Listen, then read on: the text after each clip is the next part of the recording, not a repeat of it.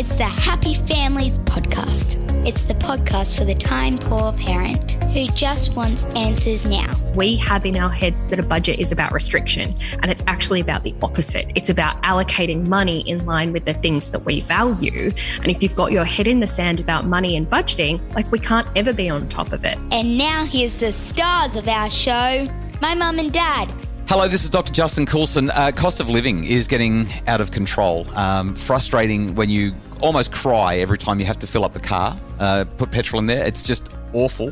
And it doesn't look like it's going to get any better as we move closer and closer to political elections and all the political stuff around finance. This is not a conversation about politics, though. Today, it's a conversation about getting our money sorted when times are tough. And my guest for today's podcast is Victoria Devine from She's on the Money. It's a podcast that I reckon you should follow for free on whatever podcast app you're listening on. All about budgeting, all about getting stuff right. Also, the author of the book, She's on the Money. Hey, Victoria, great to have you on the Happy Families podcast. Hello, thank you so much for having me. I want to ask you a really big question to start with. We're going to get into the budgetary stuff later, but what does it cost to raise a child? I mean, I've read all these articles all over the place about it's $1 million and it's 800 grand and it's 2 million.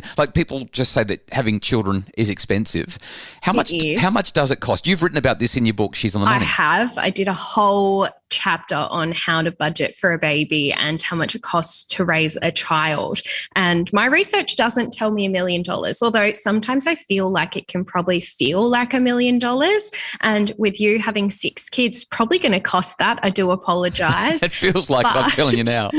But there was a research study done in 2018 by the Australian Institute of Family Studies, and that showed that it's about $8,840 per child per couple to raise a child here in Australia, which equates to about $159,120 per 18 years. Wow. So if I multiply that out by 6, and I'm not very good at maths, but let's say it's approximately 150, I'm up for 900 grand. Yeah. So as I said, you're up for the $1 million, my friend. Wow.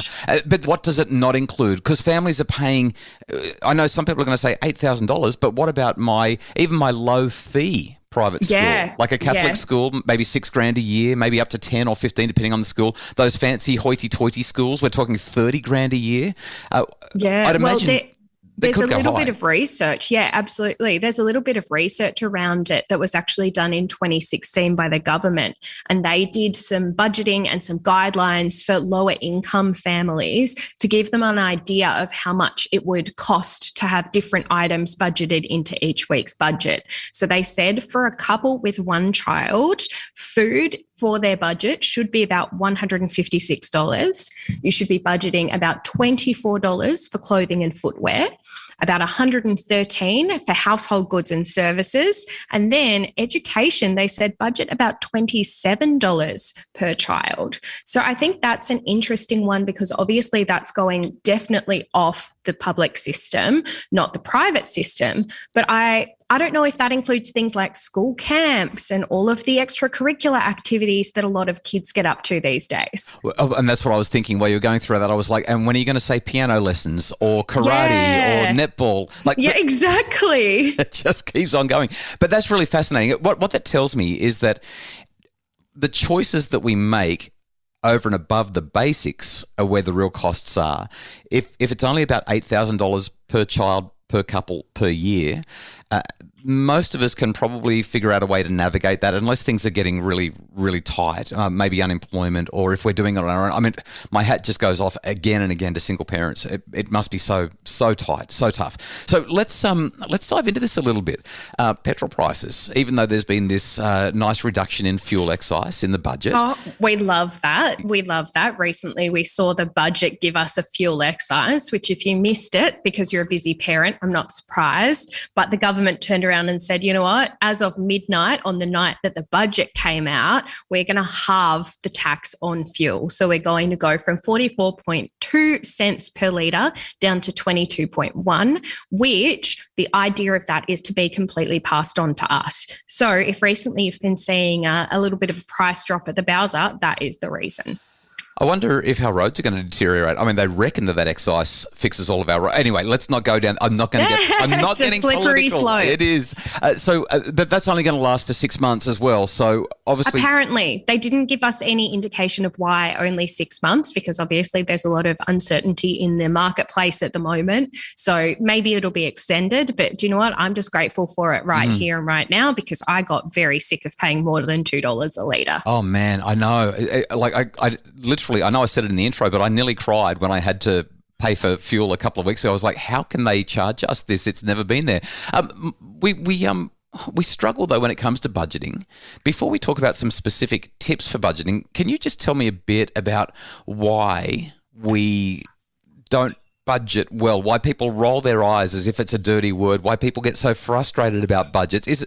Why are they so hard to stick to? Oh, there's so many reasons, but the top two for me is, number one, judgment. You feel like you're judging yourself. You don't feel like you want to look at it because you're like, oh my God, I'm going to feel so awful about the decisions I've made. I don't need to feel awful today. No, thank you. Yeah. And the second point there is actually we have in our heads that a budget is about restriction, and it's actually about the opposite. It's about allocating money in line with the things that we value.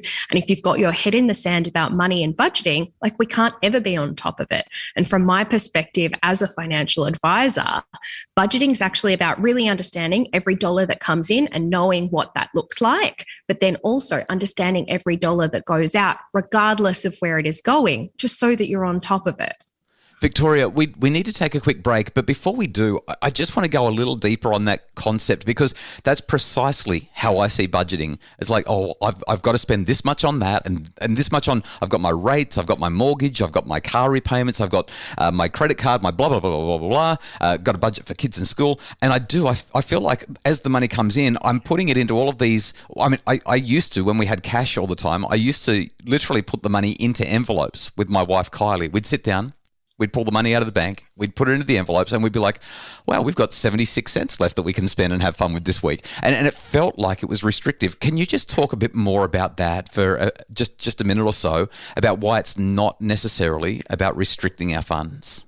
I think too many times we look at it and we're shocked about the numbers that we see. You might think in your head, oh my gosh, all right, I've got a couple of kids. My grocery budget is sitting just under $200. Like, and you feel really okay with that. But when you start to look into it, you go, all right, well, I'm spending that $200, but then I'm doing 3 or 4 trips to the supermarket in between. I'm now spending $400. I didn't realize. I feel very guilty about my spending, and you don't really want to get on top of it. But it's actually more about creating a budget and setting an amount that is allocated to that is in line with your lifestyle. If you pop out to the shops a lot, that's totally okay. Let's just make sure that there's wiggle room in the budget so that that doesn't eat into your future holidays or into the ballet lessons or into something else that you know you want your money to be working on. So it's more about going, all right, well, what type of person am I? How are we budgeting as a family? Is convenience something that we are really happy to pay for? And if it is, that's totally fine. It doesn't matter that Susie down the road has managed to meal prep everything and she does $200 a month. Like, that's not you. That's not your comparison to draw. We need to really just focus on ourselves. So I think by budgeting, it's not about setting a limit. It's actually about going, how much am I spending? And if you're not comfortable with it, finding a way to change that amount that actually makes sense for your personal situation. Because there are some things that you'll just say, oh, I know I spent more on groceries, but I'd much prefer to buy the pre-cut carrots than I would to have to do all the prep myself. And I think that is very fair and very reasonable to make that decision, as long as it's a decision, not just an incidental that's eating into your budget. I think this is why so many people like your podcast. You're reassuring, and you've just got such great answers. I'm speaking with Victoria Devine from the She's on the Money podcast and the author of the book, She's on the Money. You can check out her podcast on whatever app you listen to podcasts on. After the break, we're going to have a conversation about getting our budget right and how we can make the tough decisions when there just doesn't seem to be enough money left at the end of the week. Your daughter just walked by, eyes glued to her phone, expression unreadable. You ask her to put it down, but she balks. You know it's not good for her, but you're not sure why or how to support better choices. In the webinar Pixel Perfect, I join with psychologist and teen tech expert Jocelyn Brewer, to discuss how to set screen boundaries that work for you and your daughter. Check out Pixel Perfect now on the Happy Families webshop. It's the Happy Families podcast, the podcast for the time poor parent who just wants answers now. Victoria Devine from the She's on the Money podcast is with me right now, and we're talking about how to get through these tough times as everything goes up, like bananas and tomatoes and cucumbers and broccoli and fuel and bread and milk. I mean, just everything. Literally everything. Yep. Houses. I mean, can we talk about houses for a second? Let's Rent? not. I think we'll end up crying. So as life gets more and more expensive, Victoria, and families are saying, I get what you're saying about budgeting, and I'm even on board with budgeting, and I get that it's not necessarily a restrictive thing. It's supposed to free me up, but I just don't have enough money. I don't know how I'm supposed to do this. I'm tightening my belt as much as I can. We've cancelled the kids' extracurricular activities, and we're crying into our pillows every night because it's so hard right now. How do you help parents like that as a financial advisor? I feel like so many parents put so much pressure on themselves to adhere to what they think they should be doing rather than what they should be doing for their own situation. And my friend, you probably know of another very famous ex-financial advisor. He didn't wear any shoes, but he had a very structured outline of what he thought you guys should be doing. And he'd say things like, all right, 20% into that, 30% into that. And I just think that that's such a redundant system, because if you're a single mum of 2 kids and you're only 45 grand a year, that is ridiculous to think that you are going to have savings left over at the end of the month. And I want you to know that that's okay, that you don't, because you're in that period of your life where, do you know what? That's not the priority. Putting food on the table and giving your kids good experiences seems to be your priority, and that's okay. But on the flip side of that, maybe the more unrelatable side is if we then applied that same structure to a family that had an income of $400,000, I'd expect them to save way more than 10%. I'd expect them to be doing backflips in comparison. So I think these percentage-based systems put a lot of pressure on us to go, oh my gosh, like I'm spending so much more than that on housing. A lot of single parents will report that they're definitely spending more than 30% of their income on rent or on a mortgage. A lot of them will say, like, at the end of the day, Victoria, I don't have a lot left to save or invest. And I just feel like there's so much pressure in 2022 to be an investor. That's not the point. It's important to be educated, but it's also important to give yourself the grace and the space to thrive in the moment. So if you're not putting a heap aside, that is totally okay. My number one priority for you would be making sure that you have an emergency fund to the side, maybe $500, just so that you feel a little bit more comfortable, but having that structured budget in place just so you know where every dollar is going. You know what it's being spent on and you know what your values are, because I promise once you put that in place, you're going to feel so much more empowered. And once you let go of the idea that you need to be saving and you need to be investing, if you're a mum and you're a single mum at that, or a single parent in general, that's a whole heap of pressure you don't need to be putting on yourself. Yeah, and we do that so much as parents already. A couple of thoughts have popped in my mind as I'm listening to you walk through this conversation. The first is just there's a period of life, and you've highlighted this so succinctly, so nicely, where life just gets really expensive. Kylie and I are in that period right now. We've got all of our kids between the age of 7 and 19, except for our eldest who's moved out and married. And this is, we've already kind of nodded our heads at each other and gone, this is going to be the most expensive decade of our lives. Absolutely it is. 5 kids going through their adolescence and their tween and teen years, that's costly. And once you recognise that is it's going to be an expensive decade, but it will pass, that just made us feel better. We're like, okay, so we are probably going to be a little bit less investment oriented. Yeah, that's right. It's going to go away. We're just going to get through. And the other thing that we did, I mentioned this in the first part of our conversation, but I'd love for you to unpack how we can do this, because we don't do this anymore in our family, because we don't use cash anymore. We don't. Everything's tap. But that envelope system, right? So as a family, every couple of months, we'll go through the credit card statement. Well, the debit card, I should say. Yes. We pay for everything on our Visa, MasterCard, whatever it is, where we tap and go. It's a debit card because we're not into credit cards at all. But we go through that statement and we literally itemize everything that we're spending with the kids so that they can see. Oh, I love that. This is how much we spent on groceries last month. This is how much we spent the month before. And we actually step them through dollar by dollar everywhere that our money is going. And then we have a conversation with them. Is this working? Should we be changing anything? What are your thoughts on on how much we spend on fuel and travel and car costs and food. And we have these really great conversations, but we don't know what to do with the money because we're just tapping, and it's much harder to monitor it because we don't have the envelopes where we take the cash out and then, the envelope's empty. I guess we can't have that treat today. Yeah, no. So I love that you're doing that with your kids. Have you actually heard of how some people put their kids in control of the grocery budget for a week? So they say, you make the decisions. We've got a budget for breakfast, lunches, dinner, snacks, school lunches, everything. And then they make the decisions. It's actually incredibly funny the way that their thought processes work, especially the difference between a 17-year-old and a 12-year-old making those decisions.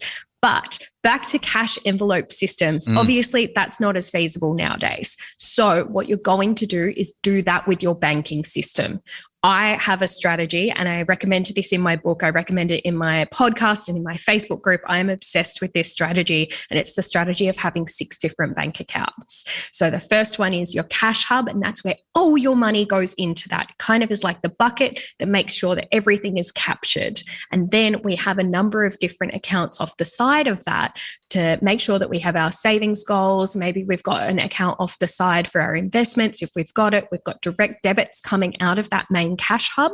But then we have a debit card attached to another account where we weekly transfer the amount of money that we spend on our food, our fuel, and our fun. So that could be different for a husband and wife or couples who have different, spending habits. I'm sure you're in the situation where only one parent takes the kids to ballet lessons. So they're going to need that money on their card to tap. But that's where your grocery money goes every week, your fuel money, which is probably a little bit more now than it used to be, and your fun money. So anything to do with the kids, anything that you're doing, maybe mum gets her hair done every 6 or 8 weeks, that goes on that card as well. And that becomes your micro budget. So instead of always having to go, oh my gosh, is there enough money left in the cash hub to make sure that we're making rego or insurances? That's all been thought about, and that's being captured in your cash hub and then sitting there ready to use. But we only ever draw out on a weekly basis, regardless of how often you get paid. We draw out that amount of money into our food, fuel, and fun account, and that's what we tap. And so if we distill it back down and go, okay, well, we're only using this amount, in the back of your head, you're like, all right, well, I know there's $400 on that card this week.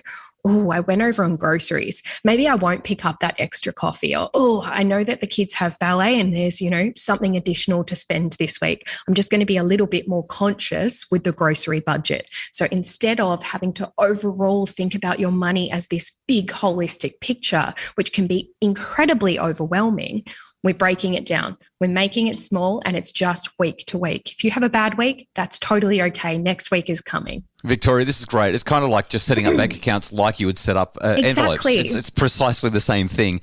Exactly. You feel just so much more in control. 100%. I love it. We need to wrap this up. Of course, time has gotten away, and our time poor parents are going, hang on, my car ride to and from school is over. Last piece of advice, last tip for parents who are just saying, but gee, it's so hard. I'm really struggling right now. Cost of living is just horrible. It's astronomical. I think my one piece of advice would be give yourself a bit of grace. You're doing well. You clearly care about your family. You are listening to this podcast to begin with. And obviously you're trying to make sustainable changes. But this period of time, it's expensive, but it's beautiful. So I think if you're in a situation where you're incredibly stressed and you're like, oh my God, I'm never going to be able to save or get ahead, that's just right now, my friend. And there is always tomorrow, and we can work on it then. Victoria Devine from the She's on the Money podcast. You can follow the show for free on whatever podcast app you're listening on, and also the author of She's on the Money. What a delight to talk to you. Thank you so much for breathing a little bit of hope into the lives of so many of us who are going, it costs too much. Everything costs too much, honestly, but what you can't get back is time, my friend. Yes. It doesn't cost money to take the kids to the park. But I'll tell you what, just recently I took my kids out for a daddy-daughter date, and I bought them a ham, cheese and tomato croissant that cost $12 and a milkshake that cost $8. And I just thought, what has happened to the world? I'm going to the supermarket from now on. We're going to have a date at home. I'm going to cook and make the stuff myself. You can take the stuff in a picnic basket to the park. How good's that? Winning. See, this is why we have these conversations. Victoria Devine from the She's on the Money podcast. What a great chat. The Happy Families podcast, as always, is produced by Justin Rulon from Bridge Media, and Craig Bruce is our executive producer. If you want more info about making your family more budget conscious, check out She's on the Money, or to make your family happier, visit happyfamilies.com.au.